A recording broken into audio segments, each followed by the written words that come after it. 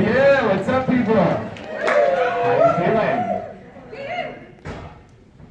I have a profound vision for healing for the world, and I'm guessing that a lot of you do too. You know, it's so easy to look at the news that comes out every day and think about how messed up this world is. And certainly there's a lot of violence and a lot of environmental degradation that's happening out there. And there's also so much beauty. And I think a lot of us wish that we had the Good News Network somewhere, and I think there's more and more of that happening. It's important to focus on the positive, and it's important to know what's going on out there so we know what we have to contend with, and that it's so much even more important that we rise up as luminaries to create a world of environmental sustainability and protect sensitive ecosystems. That we can alleviate poverty and help bring economic justice to our whole world, creating arts education for low-income children in schools and communities, develop alternative technologies so that we can clean up this planet. How many of you are inspired by some of these things as well? This vision is powerful, and it can be a driver for the work that we do in the world. Now, I'm a millennial. I'm at the older end of the spectrum. Anyone born between the early 80s and the early 90s is technically considered a millennial. And even those of us outside of the technical millennial generation share a lot of these values or are living in the millennial space, so this can be applicable to everyone. And I grew up with this cultural narrative that you could just, go to top college and get a good job and make good money and send your kids to college and retire. And first of all, I wasn't really that inspired by that narrative to begin with. But even for those of us who are, it's obviously not working very well. There are so many people with crippling college debt that seems virtually impossible to ever get out of, and many of the jobs of the past that were available to folks with college degrees are not that simple to get anymore. And so we're looking at a space and economy right now where that standard narrative isn't necessarily working. So we've seen the rise of the social sharing economy. So the social sharing economy is simply using technology in order to connect people directly together to spread goods and services, person to person. So we all become our own individual promoter or provider of services. And so there are a lot of companies who have embraced this model. You all know them: Airbnb, Uber, Lyft, Instacart, Amazon Fresh.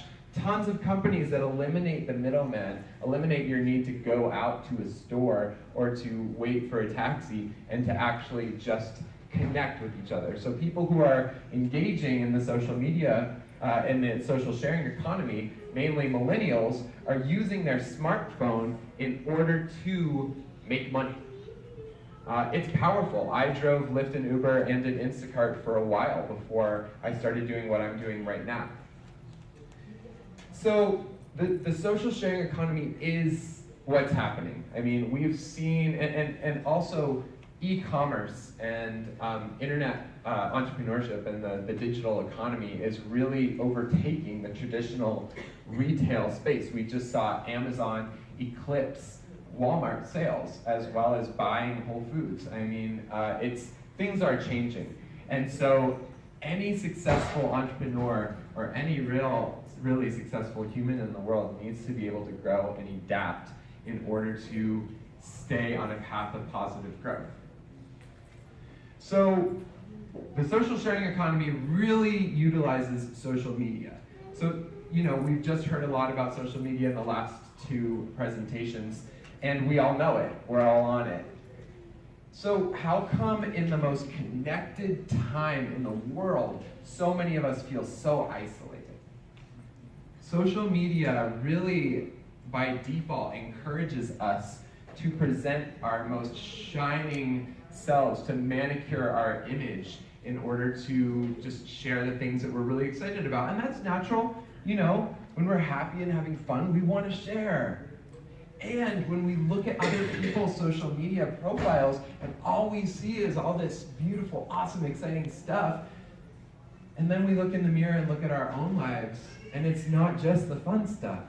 You know, we have challenges and we have vulnerability. It's easy to think that we are less than other people when we see this social media atmosphere of only positive, right?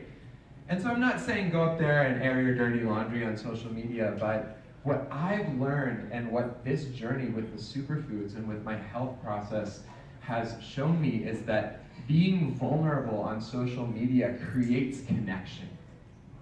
I have an amazing mentor in my life. I hope for her to be a personal mentor at some point, but someone I look up to online. Her name's Brene Brown, and she does a lot of work around the power of vulnerability and authenticity and so much more, belonging.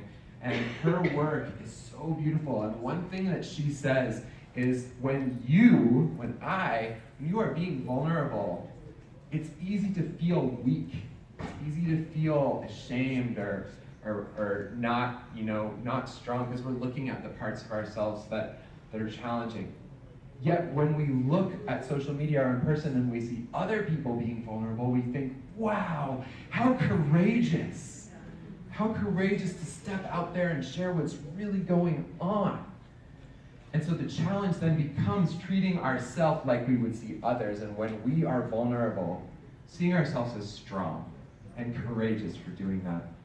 So as I've been sharing on social media, I've been doing this, and I see it creating so much connection and healing. Even if people aren't taking the step to actually even get to the superfoods, which most of them are, just embodying this story is bringing healing.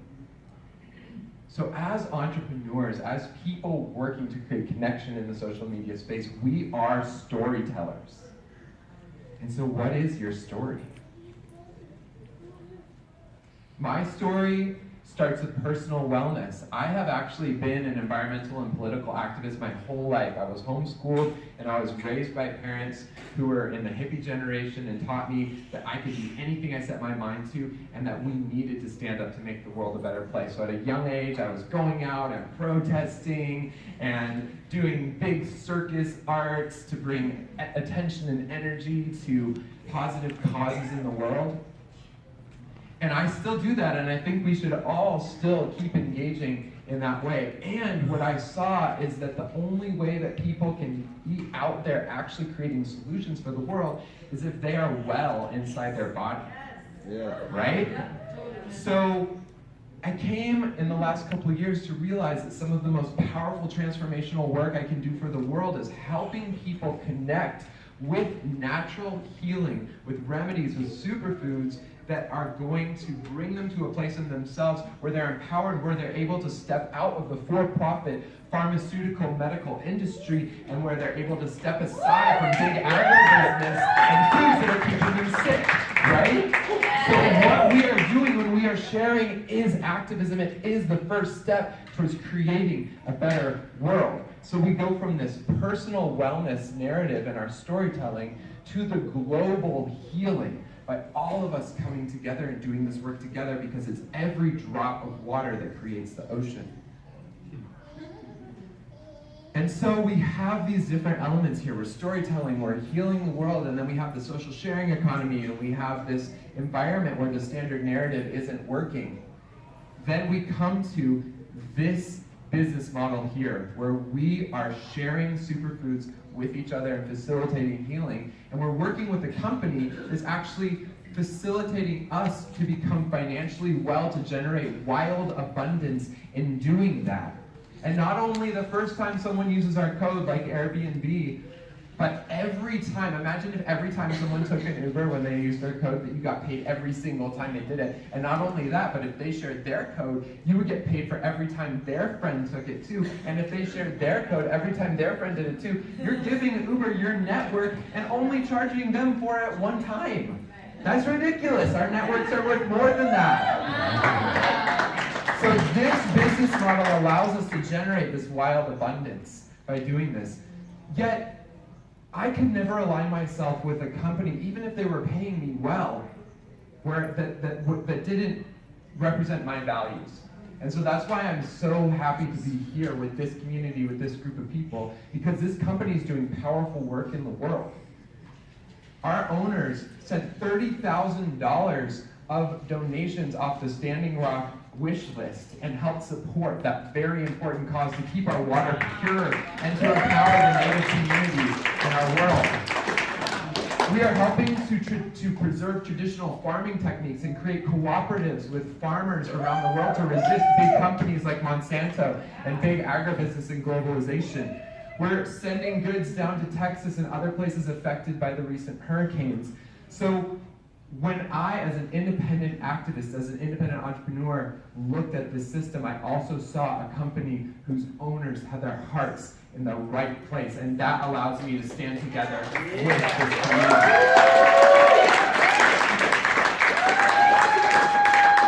And so I have a vision. I am raising an army of philanthropists in order to generate wild abundance and challenge the economic powers that be in this world that are creating destruction. Together, we can come together and create the economic power to fund the healing of our planet.